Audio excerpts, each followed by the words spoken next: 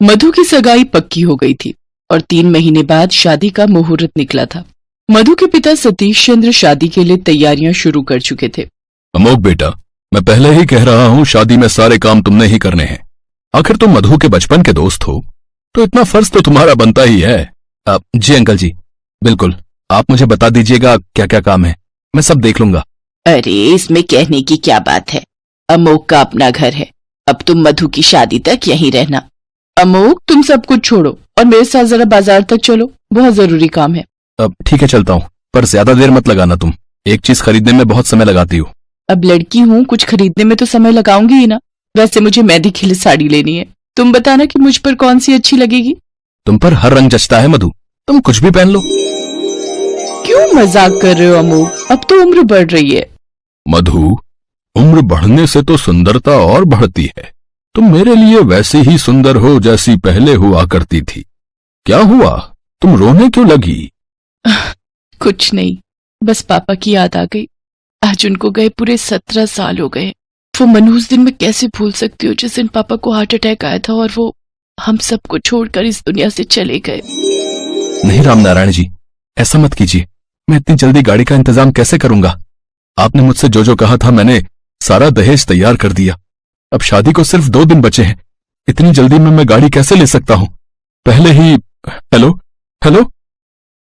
क्या हुआ जी, तुम किस चिंता में पड़ गए? किसका फोन था? धीरे बोलो शारदा, मधु सुन लेगी। लड़के वालों का फोन है, वो बोल रहे हैं कि हम नई गाड़ी देंगे तभी वो इस घर से डोली लेकर जाएंगे, नहीं तो वो ये शादी तोड़ देंगे। देखता हूं, कोई इंतजाम तो करना ही होगा। ये तो गलत बात है, उन्होंने एंड मौके पर इतनी बड़ी डिमांड रख दी, कैसे करोगे तुम ये सब?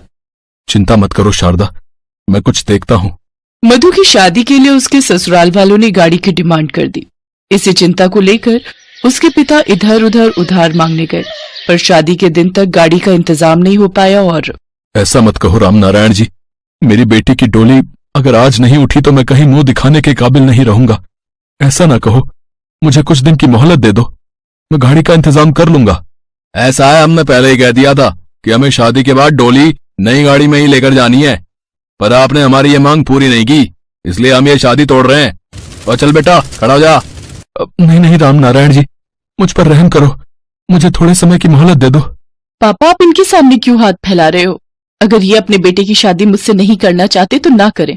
देख, यही संस्कार दिए अपनी लड़की को, अभी हमारे आगे बोल रही है, न जाने शादी के बाद क्या रंग दिखाएगी। चल बेटा, अब यहाँ 1 मिनट भी रुकना ठीक नहीं। लड़के वाले बारात वापस ले जाते हैं, तभी सतीश चंद्र को हार्ट अटैक आ गया। उन्हें अस्पताल ले जाया गया, पर सतीश चंद्र की डेथ हो गई और घर की सारी जिम्मेदारी बड़ी बेटी मधु पर आ गई। मधु के भाई बहन अभी छोटे थे, वो स्कूल में पढ़ते थे, इसलिए मधु ने उन पर ध्यान देना शुरू किया और नौकरी करने लगी। वक्त बीता, पता ही नहीं चला कब जिंदगी 17 साल आगे बढ़ गई। आज मधु की छोटी बहन सारिका की भी शादी को 2 साल हो चुके हैं और भाई रवि का भी अपना परिवार है। इसलिए मधु की माँ उसे कहती रहती है कि बहुत हुआ, अपने ससुराल जा बेटी। देखा, मुझे पता था तू फिर अपने पापा को याद करके रोने लगेगी। वही आंटी जी, इसको मैं यही समझा रहा हूँ। आंटी जी, ये कुछ दिवाली के उपहार लाया था, आप प्लीज मना मत कीजिएगा। मेरी तरफ से आपके और मधु के लिए साड़ी है, मैं चाहता हूँ आप दिवाली पर यही पहनो। अच्छा, मैं चलता हूँ मधु, कोई काम हो तो मुझे कॉल कर लेना, और कल ऑफिस जाते हुए मैं तुम्हें पिक कर लूंगा। अमोक चला जाता है, तभी मधु की माँ उससे बोली, मधु तू जानती है ना अमोक तुझे कितना प्यार करता है, वो आज तक सिर्फ तेरी हाँ का इंतजार कर रहा है। देख वो हमारा कितना ख्याल रखता है, देर मत कर बेटी, पहले ही बहुत देर हो चुकी है। मधु सोच में पड़ जाती है। उसकी माँ दोनों भाई बहनों से ये बात करती है और दोनों भाई बहन मधु को समझाते हैं। दीदी, आपने हमारे लिए बहुत कुछ किया है, अब हम आपके लिए कुछ करना चाहते हैं, हम आपकी धूमधाम से शादी करवाएंगे। हाँ दीदी, अब आप मना मत करना, अब आपको भी अपनी खुशियां बटोरने का हक है। अपनी नई जिंदगी अमोक जीजू के साथ शुरू करो। देखो मैंने तो उन्हें पहले ही जीजू मान लिया। चलो भैया, अब मिलकर दीदी की शादी की तैयारी करेंगे। माँ, मैं दीदी को अपने हाथों से सजाऊंगी। आप लोगों को लगता है कि अमोक अब मुझसे शादी करेगा? तभी अमोक आ जाता है। क्यों नहीं करूंगा मधु, मेरे लिए तुम क्या हो ये मुझे बताने की जरूरत नहीं, ये तो तुम्हारा दिल जानता है। मुझसे शादी करोगी मधु? अमोक की बात सुनकर मधु की आंखों में खुशी के आंसू आ जाते हैं और वो अमोक के गले लग जाती है और धूमधाम से मधु के भाई बहन और माँ उसकी शादी अमोक के साथ करते हैं।